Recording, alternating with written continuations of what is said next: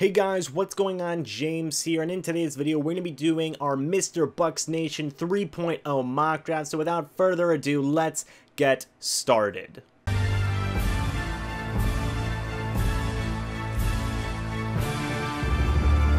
You guys all know the drill at this point. 7-round mock draft, fast picking speed. We're using the draftnetwork.com yet again. If you want to check out the website, it'll be down in the description below. And with our first round here, I thought this might happen because I've done some of these mock drafts before and it's pretty much happened every time. Nick Bosa at number 1, Josh Allen at number 2, Quinnen Williams at number 3, and Devin White at number 4. So a lot of the players that the Buccaneers could realistically expect on this team are not going to be there at pick number 5 in this mock draft scenario. This is probably worst case scenario for the Buccaneers. So, obviously not in terms of picking players, but in terms of the options that the Buccaneers have. Ideally, I would probably trade down in this situation, but I cannot. The website does not allow trading down, which is fine. But for the purposes of this mock draft, if the Buccaneers had to pick here and all 4 of these players were off the board, I feel that they would go with Jawaan Taylor, the offensive tackle out of Florida. Why do I feel this way? Well, I feel that he could be the eventual successor to a guy like DeMar Dodson, whose option they just picked up for this upcoming season. Obviously, a guy like Donovan Smith is not going anywhere. They just signed him to a long-term contract worth a lot of money, so he's pretty much set in stone. Ali Marpet's set in stone. Ryan Jensen's pretty much set in stone as well. The only 2 kind of question marks you have are at right guard, which is a kind of a mystery right now, and at right tackle for the future. I think that DeMar Dodson does have a good chance to be the starter this year, but you never know considering some things like his injuries and if he's going to retire after this upcoming season and whatnot. So I feel getting a guy like Jawaan Taylor here with the 5th pick in this draft is a very good way to kind of secure your future at that position and kind of build a very young, very strong core at the offensive line for the next couple of years to come. Very Dallas Cowboys-esque a couple of years ago, you know, drafting a lot of offensive linemen and kind of building up that kind of core. So Jawaan Taylor is my pick at number 5 overall in the first round for the Buccaneers. Moving on to the second round here, and I know a lot of people asked me to address cornerback in this upcoming mock draft. They said, James, you have to draft a cornerback, and I think that we do have some good cornerbacks on this roster. I am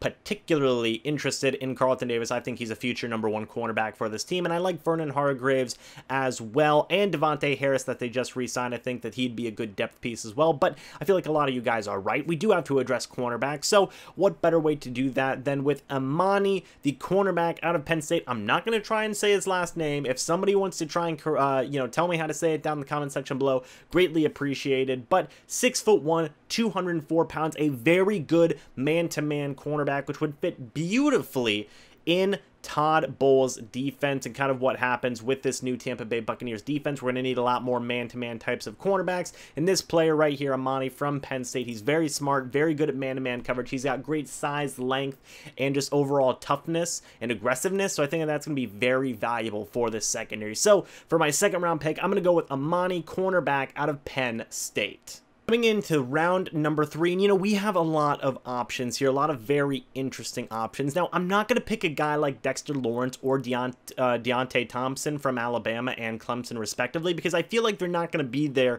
on the 70th pick in round number 3. I simply don't think that. I think that they're not going to drop that far, and I think that it's just not going to happen. But we do have a lot of very interesting options. Riley Ridley from Georgia, I think, is a very interesting option. Same with Preston Williams, and same with a guy like Terry McLaurin from Ohio State. You also have Juan Thornhill from Virginia, and of course, my guy, Myles Sanders, the running back from Penn State. So I think I'm going to need a second here to think about this. At the end of the day, I cannot deny myself here. I'm going to go Myles Sanders, running back out of Penn State. I've literally taken him in, I think, every mock draft so far up to this point, but that's how much I love him. And he could arguably be there at the Buccaneers pick, and I feel I've done a pretty decent job addressing a couple of the needs that they have right now. So getting a guy like Jawaan Taylor, getting a guy like Amani from Penn State, and now getting a guy like Myles Sanders, I think this has been a pretty decent mock draft up to this point.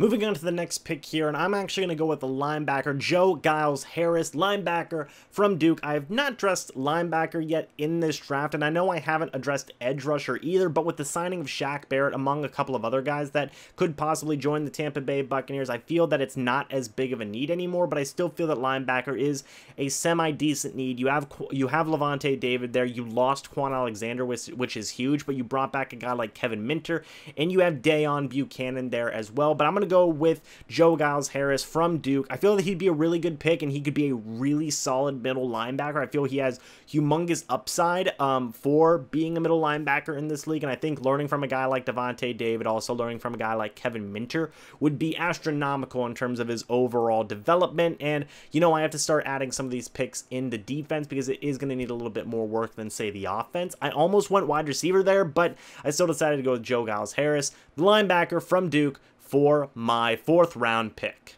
Moving on to the next pick here, round number 5, and I'm going with somebody a little bit different. I'm going to go with Terry Godwin, wide receiver out of Georgia, because from what I'm seeing and from what I'm reading, he figures to be a very effective slot wide receiver for the NFL. 5'11", 185 pounds, senior coming out of Georgia University, and I think that if he is going to end up being a slot wide receiver, that could be insanely valuable. It could be a replacement for guys like Deshaun Jackson, it can be a replacement for a guy like Adam Humphries, and can continue that trend of keeping this wide receiver core very strong. You just added Rashad Perryman. Why not continue to add to that offense and add to that wide receiver core and continue to keep it young, youthful, and just overall good? I feel that, you know, a wide receiver group of guys like Mike Evans, Chris Godwin, Terry Godwin, and now Bashaud Breeland, I feel that could be very, very, very good. And I feel that Godwin could be an awesome slot wide receiver, obviously paired up with a guy like Chris Godwin and Mike Evans. So that's why he's my pick in round number 5. To round number 6, and I'm finally going to get an edge rusher. I'm going to go with Sharief Miller, the edge rusher out of Penn State, who obviously has a little bit of work to be done and a little bit of development that needs to happen as well. But I feel with this current coaching staff, with guys like Casey Rogers, the linebacking coaches, as well as a guy like Todd Bowles, I feel that working under guys like Shaq Barrett, Jason Pierre-Paul, Carl Nassib, among others, will do wonders for him. Also, as well, Noah Spence would be a good guy to learn under him as well. It's just all about building up that edge rushing depth, you know? So I feel that he could be a very, very valuable pick for the Buccaneers at that point. That's why I went with him with my round number 6 pick.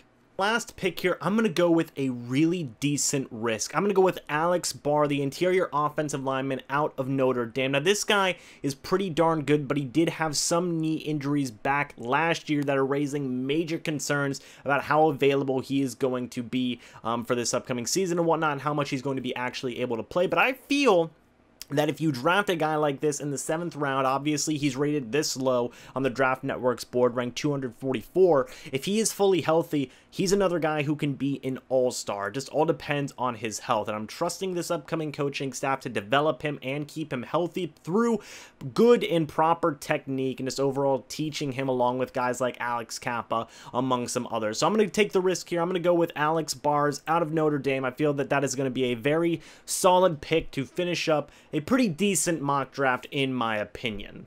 And there you have it, guys. That is my official MrBucsNation mock draft 3.0. I know I picked 3 Penn State players, but you know what? I think that it was a decent mock draft overall. Jawan Taylor, the offensive tackle out of Florida, with our 1st round pick. Amani, the cornerback out of Penn State, with pick number 2. Round number 2, I guess I should say. Myles Sanders, running back, Penn State, round number 3. You guys know how much I love that guy. Joe Giles Harris, the linebacker out of Duke, in round number 4. I think that that personally could be a steal. Terry Godwin, wide receiver out of Georgia, with round number 5. Again, another really underrated pick in my opinion. Sharief Miller, the edge rusher out of Penn State. Honestly, you could probably switch him out for a couple of different types of edge rushers that could be there. I just thought that he might have some of the more upside and some of the better development qualities. And finally, Alex Bars, the interior offensive lineman from Notre Dame. I think that it is risky, but I think it could have insanely tremendous upside if everything goes well involving his health. But let me know what you guys think about this mock draft down in the comment section below. Did you like it? Did you hate it? Let me know what you guys thought you would do differently. And also let me know some of your own mock drafts that you have done as well. I'd love to read them. But anyway, thank you guys so much for watching this video. Hope y'all enjoyed, and I believe by the time this video goes up, I might be at 3,000 subscribers, so thank you guys so much for 3,000 subscribers. I'm probably going to give a little bit of a message here in a video coming up very soon. But anyway, thank you guys so much for watching this video. Hope y'all enjoyed, and as always, I'll see you in the next video or the next live stream. But until then, and as always, goodbye for now, and go Bucs!